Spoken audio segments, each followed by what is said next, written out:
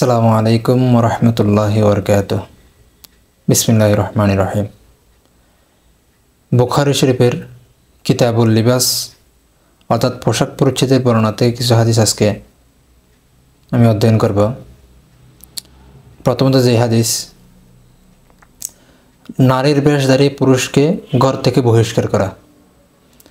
আব্দুল্লাহ বিন আব্বাস, বুখারী শরীফের হাদিস, আব্দুল্লাহ বিন আব্বাস রাদিয়াল্লাহু আনহু থেকে বর্ণিত, তিনি বলেন, রাসূলুল্লাহ সাল্লাল্লাহু আলাইহি ওয়াসাল্লাম নারীদের বেশধারী পুরুষদেরকে এবং পুরুষদের বেশধারী নারীদের উপর অভিসম্পাত করেছেন। তিনি বলেছেন, এদেরকে ঘর থেকে বের করে দাও। ইবনে আব্বাস বলেন, রাসূলুল্লাহ সাল্লাল্লাহু আলাইহি ওয়াসাল্লাম অমুক এবং ওমর রাদিয়াল্লাহু আনহু অমুককে বের করে দিয়েছেন। পরবর্তী হাদিস, আবু যর রাদিয়াল্লাহু আনহু থেকে বর্ণিত, তিনি বলেন, আমি রাসূলুল্লাহ সাল্লাল্লাহু আলাইহি ওয়াসাল্লামের নিকট আসলাম। তখন তিনি সাদা পোশাক পরে ঘুমাচ্ছিলেন। আমি পুনরায় এসে দেখলাম তিনি জাগ্রত হয়েছেন। তিনি তখন বললেন, যে কোনো বান্দা লা ইলাহা ইল্লাল্লাহ পাঠ করবে, অর্থাৎ আল্লাহ ছাড়া কোনো উপাস্য নাই, এটা পাঠ করবে, অতঃপর এই কথার উপর মৃত্যুবরণ করবে, সে জান্নাতে প্রবেশ করবে।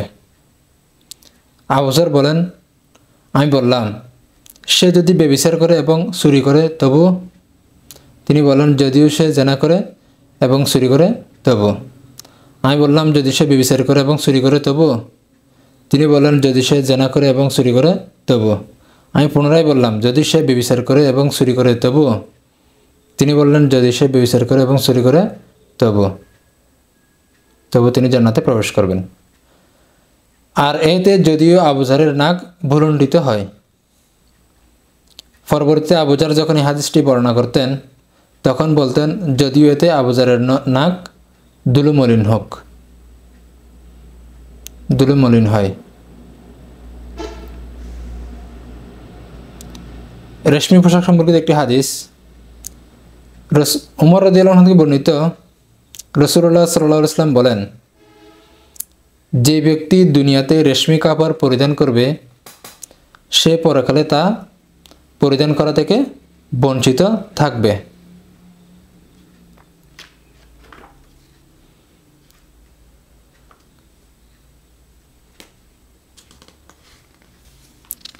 পরবর্তী হাদিস, বাম পায়ের জুতা প্রথমে খুলবে সম্পর্কিত। আবু হুরায়রা রাদিয়াল্লাহু আনহু থেকে বর্ণিত, তিনি বলেন, রাসূলুল্লাহ সাল্লাল্লাহু আলাইহি ওয়াসাল্লাম বলেছেন, তোমাদের কেউ যখন জুতা পরিধান করবে তখন সে যেন ডান পায়ের জুতা প্রথমে পরিধান করে, আর যখন জুতা খুলবে তখন যেন বাম পায়ের জুতা প্রথমে খোলে। ডান পায়ের জুতা যেন প্রথমে পরা হয় এবং পরে খোলা হয়।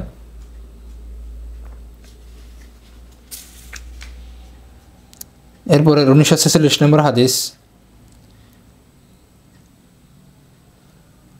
রাসূলুল্লাহ সাল্লাল্লাহু আলাইহি ওয়াসাল্লামের আনাস রাদিয়াল্লাহু আনহু থেকে বর্ণিত, তিনি বলেন, রাসূলুল্লাহ সাল্লাল্লাহু আলাইহি ওয়াসাল্লামের চুল একেবারে সোজাও ছিল না, একেবারে কোঁকড়ানো ছিল না, বরং উভয়ের মাঝামাঝি ছিল, আর তা ছিল তার উভয় কান ও কানের মাঝ বরাবর। তার বৈশিষ্ট্যের উপর আরেকটা হাদিস, আনাস রাদিয়াল্লাহু আনহু থেকে বর্ণিত, তিনি বলেন, রাসূলুল্লাহ সাল্লাল্লাহু আলাইহি ওয়াসাল্লামের হাত পা মোটা ছিল, তার চেহারা এত সুন্দর সুশ্রী ছিল যে তার পূর্বে ও পরে তার মতো সুন্দর আর কাউকে দেখিনি। তার উভয় পায়ের হাত তালু ছিল প্রশস্ত।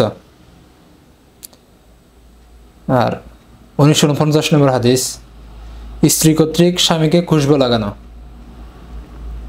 বুখারী শরীফের হযরত আয়েশা রাদিয়াল্লাহু আনহা থেকে বর্ণিত, তিনি বলেন, আমার কাছে যে সর্বোত্তম সুগন্ধি থাকত তা আমি রাসূলুল্লাহ সাল্লাল্লাহু আলাইহি ওয়াসাল্লামের গায়ে লাগাতাম, এমনকি আমি তার মাথা ও দাড়িতে খুশবুর চমক দেখতে পেতাম। কিয়ামতের দিন ছবি অঙ্কনকারী ও প্রস্তুতকারীদের শাস্তি এ সম্পর্কে 1952 এবং 53 নম্বর হাদিস। আব্দুল্লাহ বিন উমর রাদিয়াল্লাহু আনহু থেকে বর্ণিত, তিনি বলেন, রাসূলুল্লাহ সাল্লাল্লাহু আলাইহি ওয়াসাল্লাম বলেন, যারা এই সমস্ত ছবি অঙ্কন করবে কিয়ামতের দিন তাদেরকে শাস্তি দেওয়া হবে। তাদেরকে বলা হবে, তোমরা যা তৈরি করেছ তা জীবিত করে দেখাও। 1953 নম্বর হাদিস। আবু হুরায়রা রাদিয়াল্লাহু আনহু থেকে বর্ণিত, তিনি বলেন, আমি রাসূলুল্লাহ সাল্লাল্লাহু আলাইহি ওয়াসাল্লামকে বলতে শুনেছি, তিনি বলেন, আল্লাহ তাআলা বলেছেন, আমার সৃষ্টির মতো যে লোক কোনো প্রাণী সৃষ্টি করতে চায় তার চেয়ে বড় জালেম আর কে হতে পারে। পারলে একটি দানা বা একটি অণু সৃষ্টি করুক তা দেখে। অন্য বর্ণনায় আছে তারা একটি গম তৈরি করুক তো দেখি। হাদিসগুলো সব স্পষ্ট। আজকে এতটুকুই।